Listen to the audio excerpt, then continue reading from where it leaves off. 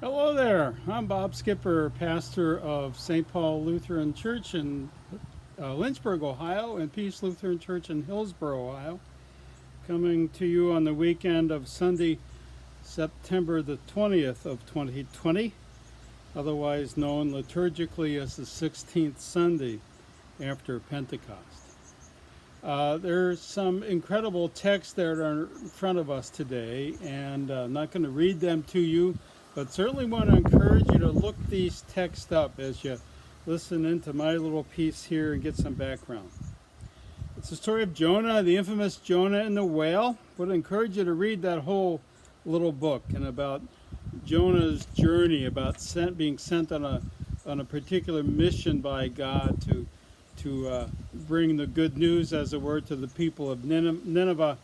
Jonah just objects to that, winds up in the belly of the whale. But there's much more in that story as well.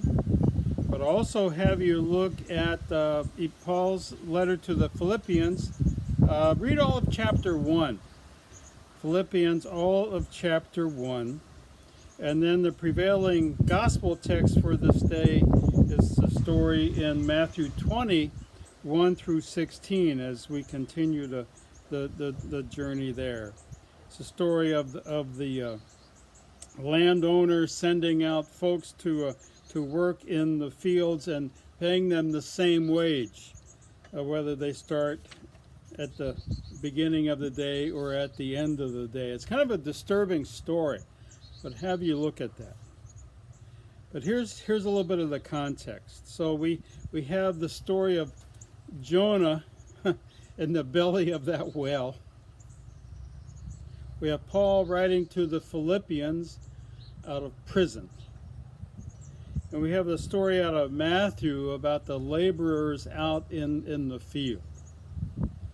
So the belly of the whale, Paul in prison, working in the heat of the day in the fields. That's the context in which each of these stories come. And I can't help but bring that into our moment in life inside of this COVID, this pandemic. It's just not affecting our country. It certainly is affecting it horrendously. But inside of COVID life, okay, inside the belly of the whale, inside a prison, out in the heat of the day of the fields, and inside COVID life, and feelings of none of this is fair. None of this is fair. How we learn about what is fair and what is not. I can remember growing up in Baltimore, and the neighbor boy right next door had what we called back in the day, he got an English bike. He got a 3-speed English bike, while the rest of us had the big tire bicycles. Loved those bicycles.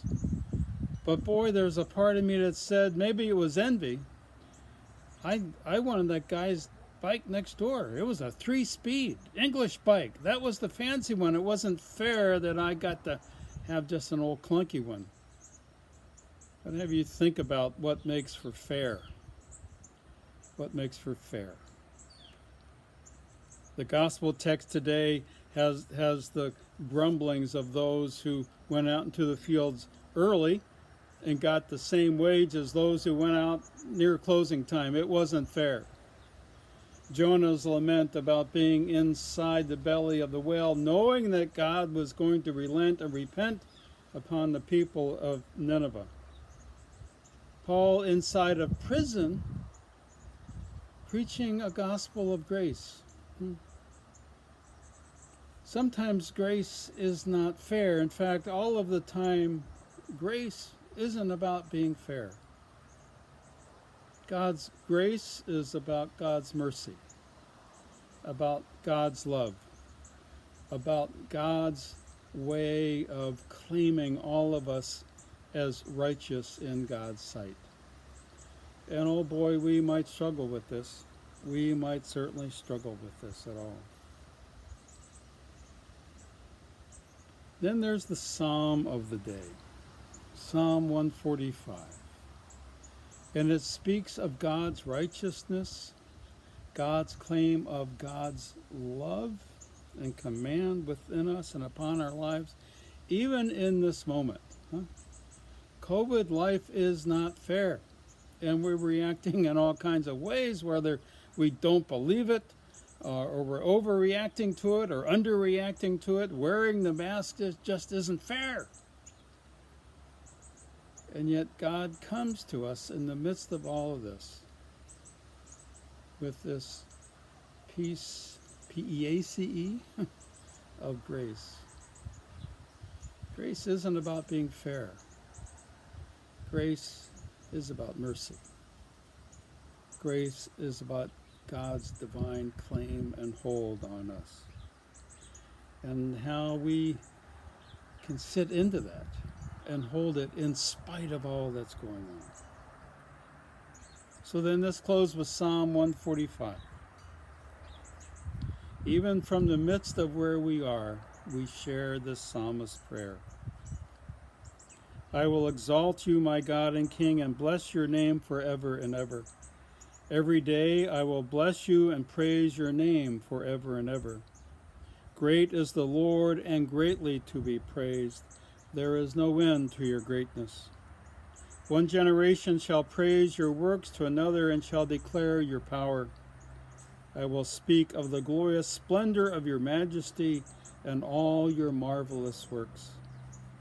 They shall tell of the might of your wondrous acts, and I will recount your greatness. They shall publish the remembrance of your great goodness. They shall sing joyfully of your righteousness. The Lord is gracious and full of compassion, slow to anger, and abounding in steadfast love. God's grace and peace be with you all. So take care, wash those hands, and wear that mask, and I'll see you next week.